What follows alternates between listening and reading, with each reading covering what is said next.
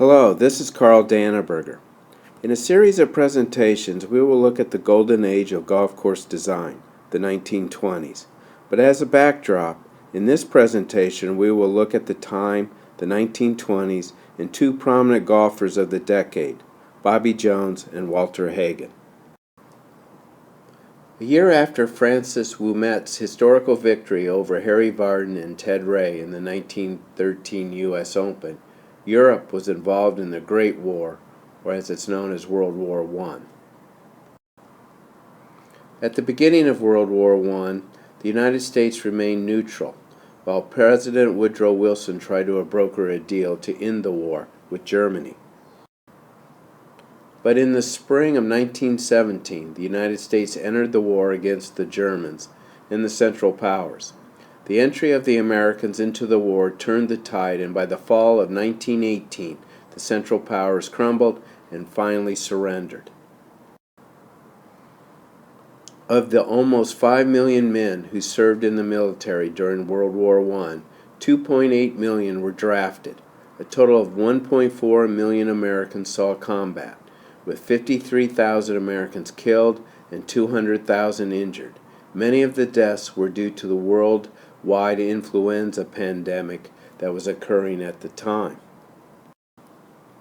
The 1920s saw unprecedented economic growth, reflected by industrial growth, technology, and aspirations by millions of Americans for a better life, especially after the horrors of World War I. It was also the time of modernity and the rise of Art Deco, which reflected glamour, elegance, and being modern. The 1920s saw the rise of women's rights.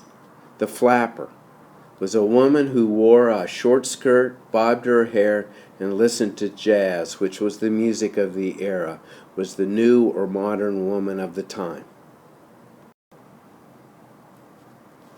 It was the time of Prohibition and the speakeasies. It was also the time for the lost generation, who were young people who came out of World War I disillusioned and cynical about the world and the focus on material things. Famous members included and wrote about the time were F. Scott Fitzgerald and Ernest Hemingway. The 1920s was also the time when sports came into their own. College teams formed with famous football players like the Four Horsemen at Notre Dame University under the coach Knute Rockne, and the Galloping Ghost, Red Grange, at the University of Illinois. The 1927 New York Yankees is considered the greatest team of all time. Their lineup, which included Combs, Ruth, Garrick, Musial, and Lazare, was known as the Murderer's Row. They all batted over 300, led by Garrick at 373. Ruth, Garrick, Lazare finished 1, 2, and 3 in homers, with 60, 47, and 18 respectively. Ruth's 60 home runs in 1 year was a record that was not broken until 1961. It was also the golden age for golf. Bobby Jones, who was probably the first junior phenom in golf, played in the U.S. Amateur at the age of 14, and from the 1917 to 1919 played in numerous fundraising events for the war effort. Bobby Jones won his first major championship, the U.S. Open, in 1923, and was able to win 13 major championships in 20 attempts until he retired in 1930 after winning the U.S. Amateur at Marion. In 1930, Bobby Jones won what was considered the Grand Slam, which was the U.S. Open, the U.S. Amateur, the British Open, and the British Amateur. Supposedly prior to the start of the 1930 season, he made a wager on himself with British bookies, who were giving odds of him winning the Grand Slam at 50 to 1. His bet won him $60,000. After winning the Grand Slam, he retired at the age of 28 and made movies with Hollywood stars on golf. These movies would be played in theaters as a lead-up to the main movie. The movies were especially profitable for him. Upon signing his contract, he sent a letter No press conference, no big show, informing the USGA that he was retiring from golf and would forfeit his amateur standing. In 1931, Bobby Jones, with the help of Clifford Roberts, purchased an old nursery outside of Augusta, Georgia for $71,000. With Alistair McKenzie, Bobby Jones co-designed Augusta National, which opened in 1933, and the Masters Tournament was started or initiated in 1934. Bobby Jones would come out of retirement to play in his own tournament, the Masters, but more as a ceremonial player than a competitor during the 1930s. During World War II, Bobby Jones served in the armed forces overseas. Augusta National at this time was converted into a pasture for the war effort. In 1948, Bobby Jones was diagnosed with syringomyelia, a spinal disorder that leads to paralysis. To give you an idea of the degenerative nature of this disease, when Bobby Jones made the Hollywood movies, he looked and spoke like a star. He was a handsome figure during the 1920s.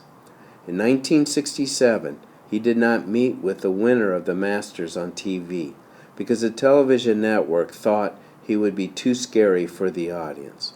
He died in Atlanta in 1971.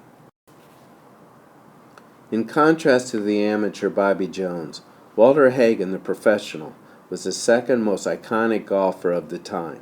He was dashing and assertive, a real showman. He is, I believe, the first $1 million sports figure. He won the U.S. Open, the Open, and the PGA Championship 11 times. And if you include the Western Open, which was considered the fourth most important pro tournament, his total would have been 15. In the 1920s, professional golfers were not considered as good or socially as elite as the amateurs. Walter Hagen helped change this image more than anyone else, and professionals owe him a debt of gratitude. Golf professionals were often not allowed to partake of the facilities of the clubhouse and were sometimes not allowed to enter the clubhouse by the front door. On one occasion at the British Open in 1920, Hagen hired a Pierce Arrow car to serve as his private dressing room because he was refused entrance to the clubhouse dressing room. He hired a chauffeur and parked the expensive car in the club's driveway. This behavior raised the ire of the class-conscious British.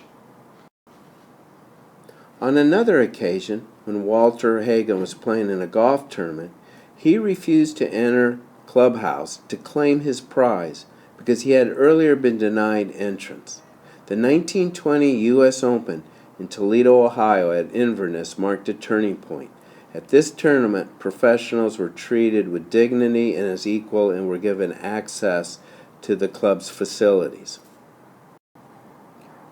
The professionals, encouraged by Hagen, in 1931 donated a large grandfather clock to the host club at the time, Inverness Golf Club in Toledo, in appreciation of the club allowing access for the professionals to their clubhouse during the past tournament. The following inscription associated with the clock is shown here. Walter Hagen, who died in October of 1969 at the age of 76, had suffered from a long bout of cancer. With the writing on the wall, in 1967, his friends and admirers came to Grand Traverse, Michigan, where he was living at the time, to celebrate his life. At the banquet, letters were read and stories told, but it was Arnold Palmer, still the undisputed king of golf, who got up and spoke, finishing with the following: "If it were not for you, Walter, this dinner tonight would be downstairs in the pro shop, not in the ballroom." Arnold Palmer was one of the pallbearers for Walter Hagen. Bobby Jones and Walter Hagen got to play some of the greatest courses ever designed, the classics as they are often referred to. We will look at some of these courses and discuss some of the design philosophies in the following presentations.